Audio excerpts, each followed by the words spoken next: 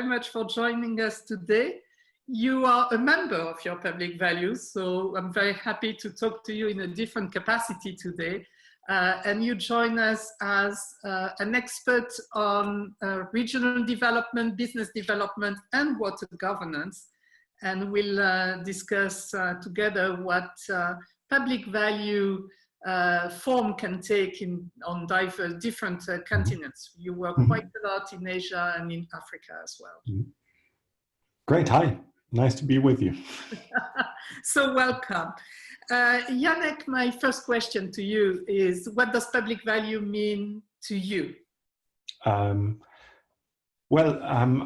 look at it as two words that actually comprise quite a lot of meaning, right? When I think about public, I think about society generally, and basically about thereby the environment I'm living in, and value as being, what matters and what is important more from a development point of view. So public value in that sense is kind of everything that is relevant for a positive development of the society or the environment I live in. And that's what I understand under public value. All right, so positive development for society, for the environment as well. You're very much in the environmental field. Mm-hmm. Yes, I mean, at the end of the day, for me, if I think about the people and what matters to people is obviously also the living conditions, which are then again very much influenced by the environmental conditions and environmental issues as well. So I would consider that as part of public value as well. Mm-hmm. So societal, but environmental, and also political and other developments. Yes.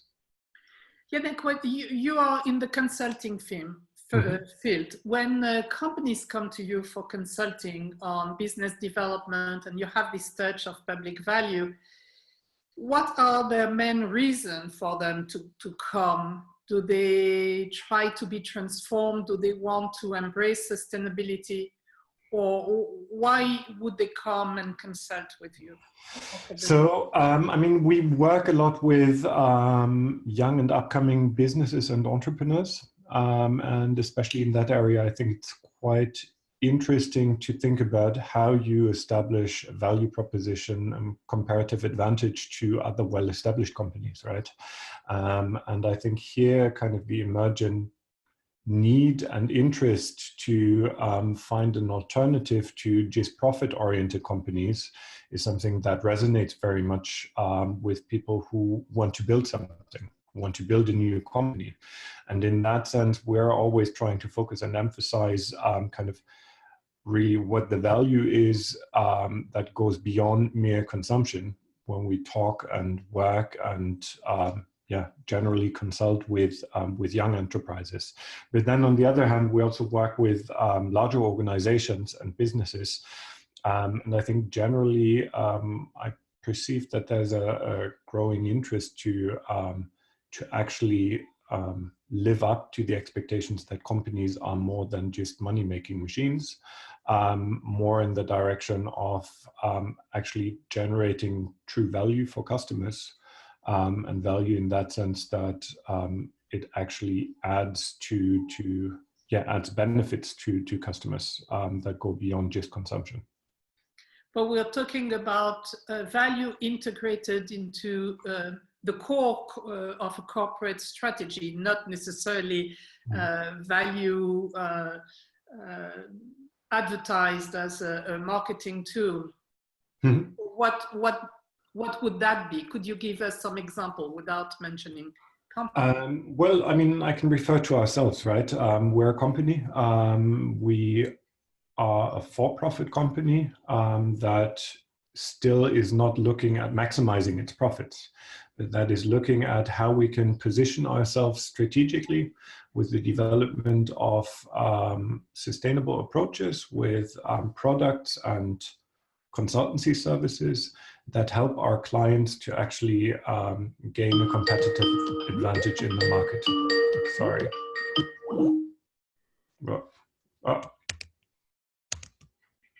Hi, are you still? Okay, So you're back after a very short interruption. So, sorry. So I think actually what becomes interesting is integrating this concept of public value into the core of services, meaning really trying to design products and service offerings which generate added value for society, in our case by transforming companies towards companies that have that more at the core of what they do. But I think more generally, when we work with social entrepreneurs, for example, what they do is they try to figure out services and products and offers that actually help overcoming some of the key problems, be it in the environmental field or be it related to governance or other aspects of societal life.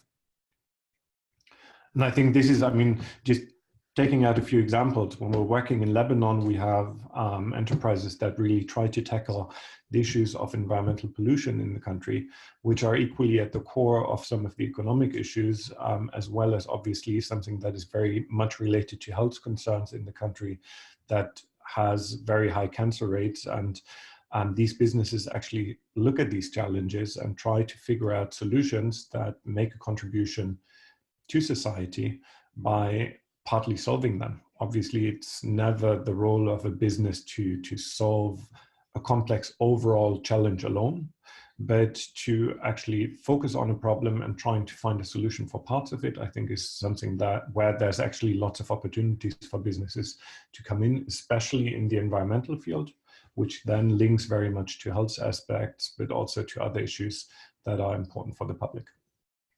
That's right. So it's also surfing on certain environmental needs to make profit. Profit doesn't disappear. Yeah, I mean, I think what is important is that profit cannot be the only driver. In our area of work, we try to emphasize the need to focus on solving a problem. But obviously that problem should be solved in a way that, as a minimum, costs can be covered. And ideally, you can make a bit of a profit that goes beyond just cost coverage in order to build and also gradually scale your businesses. Yes. Mm-hmm. All right. So Lebanon, that you just mentioned, has quite an enormous waste challenge. Mm-hmm. I don't know if you're working on waste per se, but and garbage, they do have a big problem that is becoming strategic at the national level. Yeah. But you also work in the field of water management, water governance, and water is one of the resources that is becoming really scarce. So how do you advise companies with that regard when you work on scarce resources? So, I mean, I think what is important is to clarify both where water is part of the direct business operations, but then also where a business has responsibility that goes beyond just mere production as being a key actor in an environment. So if I'm looking at a beverage producer, obviously it's important to have water as an input factor to be able to have sodas, right? Mm-hmm. Or whatever. And here it's important to make sure that water is being used efficiently. But then beyond that, I think what is important also from a business perspective is to make sure that water as a resource actually stays available for production. And here understanding that obviously there's competing interests for water as a resource and that it's important to actually come to a balanced solution so that there is not kind of over competition for a scarce resource that actually can justifiably turn against the company, because it's more important that people have access to basic drinking water volumes, right? And I think here the responsibility of a company very quickly moves beyond their own fence line of production towards actually taking a part in the negotiations, in making sure that there's fair negotiations around the allocation of such a scarce resource, and in making sure that overall the conditions around how water is being managed are jointly shaped with the stakeholders that, that actually hold the mandate to do so, especially in contexts where capacities are weak and where governance systems don't work effectively. Mm-hmm. All right, so you are focusing particularly on water, but I also heard that sand was another scarce resource. Mm-hmm. And I just wonder how these big corporations all around the world can continue to function when the resources are becoming so scarce and will soon not be available anymore. Mm-hmm. Is this a debate that is alive in your field?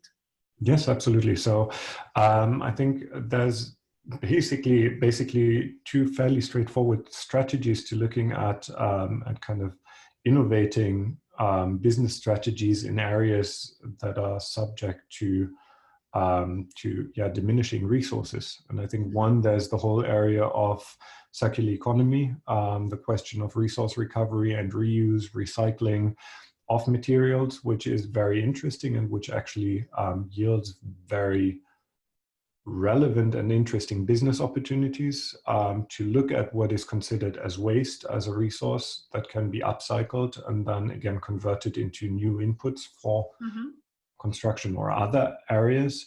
But then I think that is one strategy. The other strategy is then to look at what are new alternative ways of building. And I mean, sand is becoming more and more scarce because of the construction industry that builds a lot on literally builds on concrete or uses concrete to build, which needs a lot of sand as input. Whereas actually there's other materials that can be used, including wood and more natural resources that can be produced in a way that actually they grow newly again, which provide an alternative. So there's either kind of the way to look at resource recovery and reuse and recycling, or actually the alternative ways of building and construction in this area, including then kind of the opportunities to use these approaches to become more successful in actually positioning a business as a sustainable business in this field. Yes, so far, these sustainable alternative construction approaches were very much the minority and done by some creative architects and, you know, a bit outside the mainstream construction world.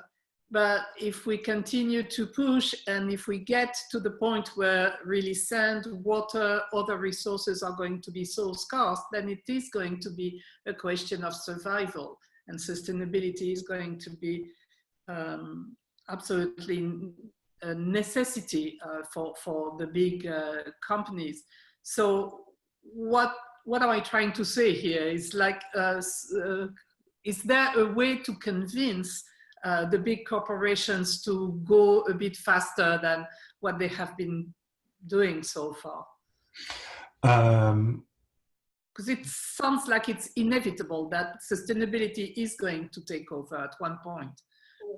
Well, I think there's kind of two levers for that, right? One, there's the question of demand and where demand is coming from and what is being demanded. So at the end of the day, the role of the end consumer.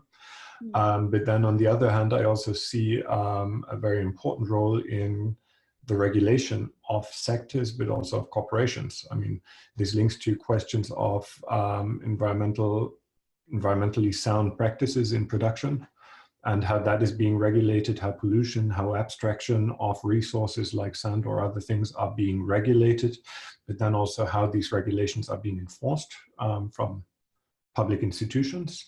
But then beyond that, I think there's also the question of how corporations are being regulated, what corporate laws actually look like in different countries, and to which extent then sustainability is being given room as a consideration vis-a-vis shareholder interests and the interests to maximize profits for shareholders, which is very critical, especially in Anglo-American corporate law, as compared to corporate laws in other countries like Germany, for example, or other European countries, where there's a different role for corporations as corporate citizens, and the need for them to also live up to certain expectations towards that role. And I think it's on the one hand the demand, and then on the other hand the question of regulation, both of production practices, but also of corporations as such. Mm-hmm. And I think on both of these ends, there's a need to actually figure out ways how demand for more sustainable services and products can be increased, but then also how basically unsustainable practices can be regulated in a way that it becomes less and less profitable and feasible to actually pollute, to neglect externalities of production. In our case, for example, as a consulting company, this also links to issues of travel. How can we start actually pricing in carbon emissions for the amount of flights that we're taking, which is a typical topic that we're looking at, and wondering and coming up with concepts of how we actually pay for the damage we're creating in these areas. And I think this is what is important, that some changes happen here. Yeah, so it is a bit slow, but it's these are fundamental changes. But listening to you, I'm increasingly becoming aware that what we called values, and for quite some time we were told that we were really a minority of